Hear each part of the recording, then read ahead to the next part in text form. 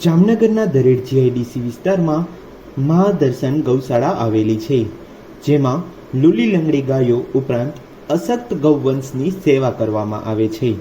છેલ્લા 13 વર્ષથી આ સત્કાર્ય ચાલી રહ્યું છે અને તેમાં લગભગ 400થી વધુ ગૌવંશની હાલ સેવા કરવામાં આવી રહી છે.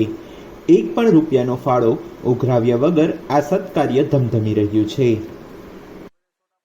ચંદુભાઈ શિવાભાઈ મુગલપરા, જે ગૌશાળા શ્રી મહાદર્શન ગૌશાળા છે એના પ્રમુખ છું. અને જે અમારે આ કાર્યરત છોકરાનું આયોજન થાય, જે કાંઈ ગૌશાળાનું આયોજન છે એ છોકરા થકી હાલે છે.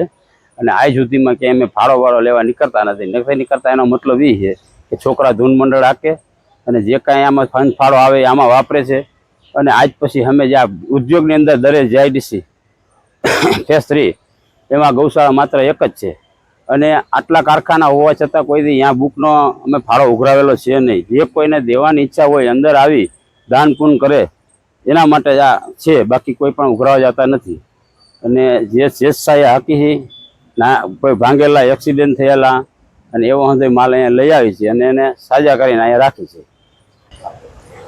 જે કાંઈ આ ગૌશાળાનું પટાંગણ છે એની અંદર લોકો કોઈ પણ કાંઈ પણ હોય, જન્મદિવસ હોય છોકરાઓનો કે ગઈઢા માટેનો કોઈ પણ એવો આનંદ દિવસ હોય, કાંઈ પણ કે કોઈની પુણ્યતિથિ હોય, પણ તો એ લોકો અહીંયા આવી અને આની માલિકો મનાવે. અને આની માલિકો જે કાંઈ ગૌશાળાની અંદર ખર્ચા કરે છે એ એના સ્વેચ્છાએ ખર્ચા કરે છે.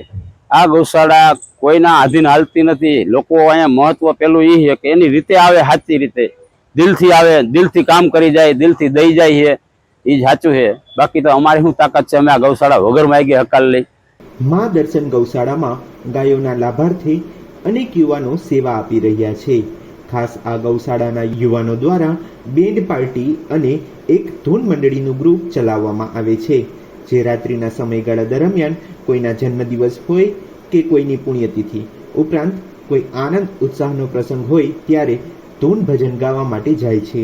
અને તેમાંથી જે પણ ફાળો થાય છે તે આ ગૌશાળાના લાભાર્થે વાપરવામાં આવે છે. કેટલા વર્ષથી ગૌશાળા હાલે છે? 12 વર્ષ, 13 વર્ષ, 13મું વર્ષ હાલે છે. હાલ અંદર કેટલા ઢોર છે અત્યારે? અટાણે હાલની તકે 400 જેવા ઢોર છે. ઢોર ઉપરાંત બીજી પણ આપણે જે હા, બીજી પ્રવૃત્તિ છોકરા ધૂન મંડળ હાકે છે.